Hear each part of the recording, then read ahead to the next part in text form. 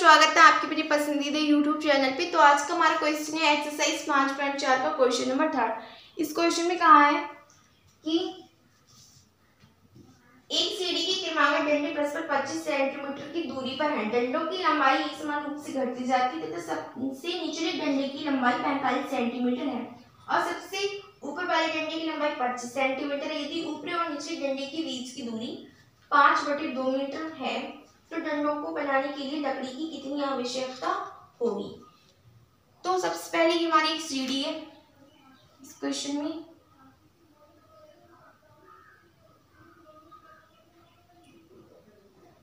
ठीक है। ये हमारी सीढ़ी है और इस हमारी सीढ़ी की टोटल लंबाई है हमारी 5/2 मीटर।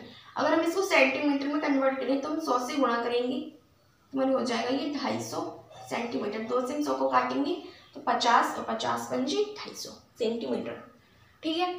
और सबसे ऊपर वाले डंडे की जो लंबाई है वो हमारी 25 सेंटीमीटर है और सबसे नीचे वाले डंडे की लंबाई वो 45 सेंटीमीटर है।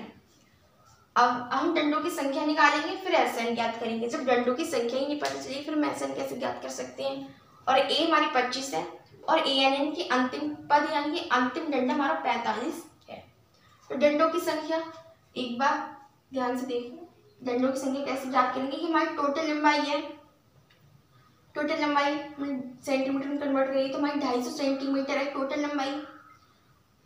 और प्रत्येक डंडे के बीच की दूरी हमारी 25 सेंटीमीटर। अगर हम 25 से भाग कर दें तो हमें ये पता चल जाएगा हमारी टोटल डंडे कितनी है। अब +1, अब कहोगे ये +1 क्या है, ये कैसे जोड़ा। अगर हम हमारा ये पहला डंडा है, ये हमारा दूसरा डंडा है और ये मान लीजिए हमारा अंतिम डंडा है। इन दोनों के बीच की दूरी 25 सेंटीमीटर है और ये सबसे ऊपरी वाला डंडा है। इसकी इन सभी के डंडों के बीच की दूरी हमारी 25 सेंटीमीटर है। ये अगर हम यहाँ से स्टार्ट करेंगे पहले डंडे से तो हम यहाँ से यहाँ तक की दूरी 25 सेंटीमीटर और आते आते हम यहाँ से यहाँ तक की दूरी गिनेंगे 25 सेंटीमीटर। अगर मान लो हमारे इसमें टोटल 31 डंडे हैं, सपोज दैट कि हमारे 31 डंडे हैं, तो अगर 31 डंडे हैं तो हम उनके बीच की दूरी पहले डंडे से दूसरे डंडे के बीच की दूरी और यहाँ पर 29 डंडे से 30वें डंडे के बीच की दूरी क्या करेंगे तो 30 डंडे से 31 डंडे के बीच की दूरी। लेकिन एक डंडा तो रह ही जाएगा, एक डंडे को हम नहीं काउंट कर पाएंगे, इसलिए एक डंडा हमारा बचा रहता है, इसलिए हमने इसको एक जोड़ दिया। और 25 ढाई 250 डंडों की संख्या आ जाएगी हमारी 11, 10 + 11, क्योंकि यहाँ पर एक डंडा रह जाएगा गिनने के लिए। इसकी यहाँ से यहाँ तक की दूरी 25 सेंटीमीटर, यहाँ से यहाँ तक की दूरी 25 सेंटीमीटर, ऐसे करते करते हमारा पहले वाला डंडा छूट जाता है, नीचे वाले डंडे को हम काउंट नहीं कर पाते, इसलिए वो हमने एक डंडा लगा लिया। और 25 से हम 250 काटेंगे यानी कि टोटल दूरी हमारी 250 से अगर हम 25 सेंटीमीटर का गैप है इसमें अगर हम भाग देंगे तो +1 जोड़ देंगे तो हमारे डंडों की संख्या आ जाएगी, सीढ़ियों की डंडों की संख्या। यहीं पर ही कंफ्यूजन होता है, यहीं पर। ये क्वेश्चन बहुत बार बोर्ड एग्जाम में आया है, ये क्वेश्चन हमारा जो है वो मोस्ट इम्पॉर्टेंट है। ये हमारा बोर्ड एग्जाम में इस बार जरूर आएगा पक्का, ठीक है। हमारी डंडों की संख्या आ गई 11। अब हम एसएन ज्ञात करेंगे, एन की जगह 11, एसएन 11 बराबर n/2 in bracket 2a + n-1 × d, S 11 बराबर 11/2 इन ब्रैकेट 2 × a की वैल्यू है हमारी 25 + 10 में 11 में से 1 गया बचे 10। 10 की गुणा अगर हम डी से करें, 10 की गुणा अगर हम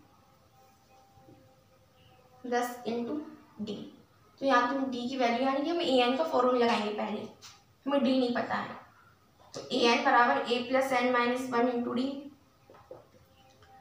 ए एन की वैल्यू हमारी 45 बराबर ए है हमारा 25 + n है हमारा 11, 11 में से गया तो बच्चे 10, 10 डी। तो यहाँ से 45 - 25 क्योंकि इधर प्लस के 25 बराबर की तरफ जाएंगे तो हमारे माइनस के 25 हो जाएंगे बराबर 10 डी। 45 में से 25 गए तो बच्चे हमारे 20 बराबर 10 डी। हमारी डी की वैल्यू आएगी वो आएगी 2। तो यहाँ पर हम डी की वैल्यू 2 रखेंगे। फिर यहाँ से एस 11 बराबर 11/2 इन ब्रैकेट 25 दूनी 50 और 10 दूनी 20, 50 और 20 70, इंटू 70, 2 से 70 को काटेंगे तो 35 बार जाएंगे, यानी कि S11 बराबर 35 इंटू 11।